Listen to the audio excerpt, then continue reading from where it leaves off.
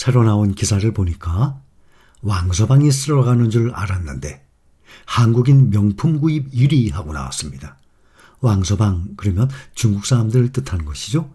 저도 왕서방이 쓸어가는 줄 알았어요. 명품을. 중국 사람들이 1등인 줄 알았는데 의외입니다. 우리나라 사람들이 명품 구입 1등이에요. 미국의 글로벌 투자은행 모건스탠리가 한국인의 1인당 개인 명품 지출이 세계에서 가장 많다고 밝혔습니다. 미국의 CNBC 보도에 따르면 글로벌 투자은행 모건스탠리가 집계한 결과 지난해 한국인들의 총 명품 지출액 전년 대비 24% 증가했답니다. 그러면 작년에 우리가 투자하고 있는 이 주식 얼마나 많이 하락했습니까? 그렇죠? 또 원화 대비 달러 얼마나 강세였습니까? 그런데도 불구하고 21년도에 비해서 22년도가 명품 지출액이 21년도 대비 24% 증가했답니다. 약 20조 8,490억, 21조 가까운 돈이에요. 명품에 쓴 돈이. 이것을 인구수로 환산을 하면 1인당 약 325달러, 원화로 한 40만 원 정도 됩니다. 우리나라 사람들이 1인당 명품에 40만 원을 평균 썼답니다. 모건스탠리에 따르면 의외로 중국인은 55달러, 6만 원. 그러면 6636, 6배 이상이죠. 중국인들은 1인당 6만 원. 미국 사람들은 35만 원. 근데 우리는 중국, 미국보다도 더 많은 40만 원을 썼답니다. 우리나라 사람들의 이 명품 사랑 대단합니다.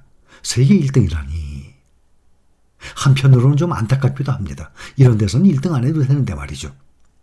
명품 브랜드들도 한국에서의 강력한 판매 호조를 강조했습니다. 몽클레어는 한국에서의 매출이 팬데믹 이전과 비교해서 지난 2분기에 2배 이상 증가를 했다고 해요. 또 보석 브랜드 까르띠에도 까르띠에를 소유한 리치몬드 그룹 한국이 2022년 매출이 1년과 2년 전에 비해 2자릿수 성장한 지역 중에 하나라고 밝혔습니다.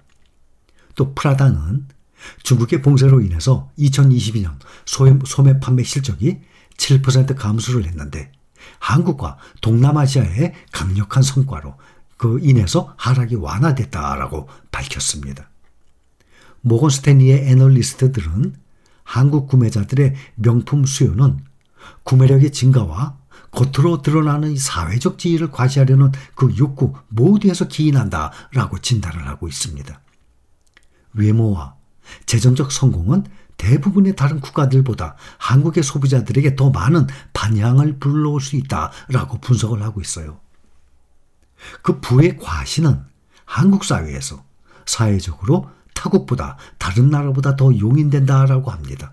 맥킨지 조사에 따르면 한국인 응답자의 22%만이 명품 과시가 나쁘다고 생각해요. 한국인 응답자의 22%, 5명 중에 1명 정도는 명품 과시가 나쁘다고 생각해요. 근데 일본은 45%, 거의 반이 나쁘다고 생각합니다. 나쁘다기보다도 좋지 않게 생각합니다. 중국인은 38%.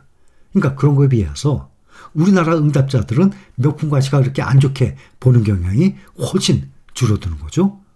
부의 증가도 명품에 대한 수요를 뒷받침하고 있습니다. 한국은행에 따르면 한국의 가계 자산은 2021년에 11% 증가했습니다. 한국 가계 자산의 약 76%, 4분의 3이 부동산 아닙니까? 한국의 부동산 가격은 특히 근래의 몇 년간 아주 크게 상승을 했잖아요. 이렇게 명품에 대한 기사가 나올 때마다 저는 이 ETF를 말씀드립니다. 우리가 보고 있는 최근의 조회 종목 중에 하나로 글로벌 럭셔리 ETF. 저는 현재 우리가 지금 투자 중인 종목들 보면 서로 중복되는 이러한 개별 종목들이 많아요. 하나로 글로벌 럭셔리도 마찬가지예요. 그런데 여기에는 완전히 럭셔리 제품만 따로 들어가 있어서 구성 비중이 좀 차이가 납니다. 2020년 5월에 상장을 했어요. 현재까지 2년 8개월 만에 17,050원이에요. 오늘 현재. 약 70% 정도 상승했어요. 우리는 명품보다 명품 주식을 모으는 중이죠. 대부분 그렇게 실행하고 있습니다. 아직 3년이 채 되지도 않았는데 그리고 작년 1년간 그렇게 주식시장이 크게 하락을 했는데도 불구하고 2년 8개월 만에 약 70% 정도의 수익을 냈다면 은행 이자와 비교를 해본다면 은행 이자라면 평균으로 치면 약 10% 정도 나왔을까요? 근래에 금리가 올라서 이자가 좀 늘었지만 그동안은 제로금리 아니었습니까? 2020년 5월에 상장했어요. 2020년, 2021년 제로금리 때였어요. 그러니 근래에 은행 이자가 좀 늘었다고 해도 그래봤자 10%예요. 약 7배 차이가 납니다. 제가 항상 강조드리죠. 지금의 10,000원짜리 지폐는 10년이 지나든 30년이 지나든 불변 10,000원입니다. 그러나 우리가 투자하고 있는 이 ETF 종목들은 10,000원짜리 사둔 것이 10년, 20년, 30년이 지나면 그동안에 얼마씩 올랐는지 한번 보세요. 그 10,000원짜리가 그대로 10,000원 아니면 10% 11,000원이 되겠습니까? 그것이 10배, 20배씩 올라갑니다. 그래서 돈이 생기는 대로 우리는 안전한 ETF 종목에 계속 주식을 사 모으고 있는 거예요. 모건 스탠리는 사회적 지위를 외적으로 과시하려는 이 한국인들의 욕구 역시 명품 수요를 늘리는 요인으로 보고 있습니다.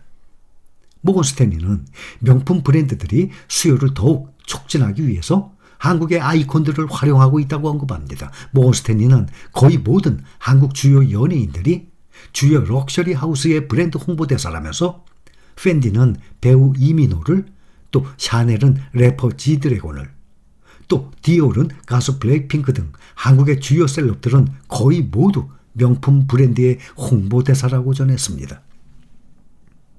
한편 모건 스탠리는 올해 전 세계 명품 시장이 침체하던 중국 명품 시장의 회복을 비롯해서 미국의 수요에 힘입어서 5에서 10% 정도 성장할 것으로 예상을 하고 있습니다.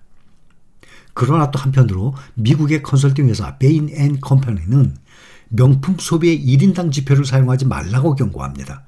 베인 앤 컴퍼니의 CEO는 명품은 대중시장 제품이 아니라고 말을 하고 총 명품 지출을 가난한 사람들, 서민들 빼고 중산층 이상의 인구수로 나누는 것이 사치품에 대한 태도와 소비를 반영하는 데 더 의미 있는 척도가 될 것이라고 지적도 했습니다. 한편 모건 스탠리는 번창하고 있는 한국 명품 시장은 중국 명품 시장이 어떻게 될 수 있는지에 대한 좋은 예고편이라고 말하며 중국은 여전히 침투가 부족하다라고 말을 합니다. 애널리스트들은 중국이나 한국이나 신분 지표로서 사치품에 대한 성향에서 유사점을 공유한다고 밝혔습니다. 현재 한국의 1인당 연간 명품 지출은 인구수로 따져보면 중국보다 또 인구수가 얼마나 많습니까? 중국은 비교가 안 되지 않습니까? 우리는 지금 한 5,200만 명 채 안 되죠? 5,180만 명, 5,200만 명으로 봅시다. 중국은 14억 인구예요. 근데 이것을 인구 1인당으로 나눈 것인데도, 그런데도 불구하고 한국의 1인당 연간 명품 지출이 중국보다 6배 이상 높게 나왔습니다. 이런 것은 결코 바람직하지 않다고 생각을 합니다. 자, 여기까지입니다.